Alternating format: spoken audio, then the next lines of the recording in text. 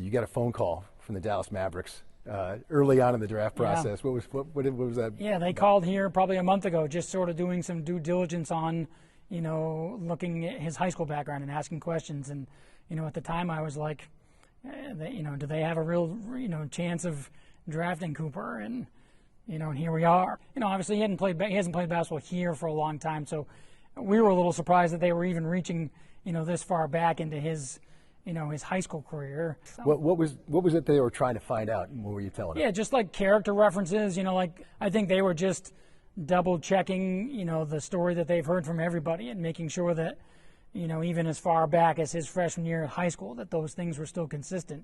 And you were saying no red flags and Cooper Flagg's past. Yeah, no, of course not. No, he's as advertised. What everyone can see publicly is who he is. And I don't even think, even publicly, people understand how good of a teammate he was when he was here, how good of a person he was, how good of a student he was, how good of a school community member he was. Like, he's as advertised and then some.